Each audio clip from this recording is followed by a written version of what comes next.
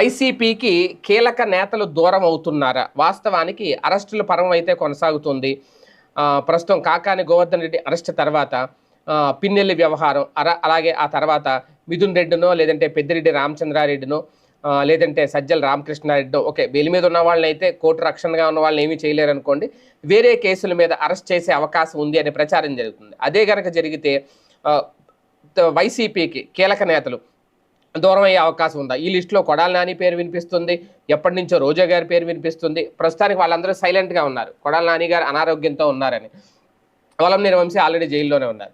కాకపోతే కీలక నేతల్ని టార్గెట్ చేయడం ద్వారా మరికొంతమంది ఫైర్ బ్రాండ్లుగా పేరు చెప్పుకున్న వాళ్ళు సైలెంట్ అయిపోతారు.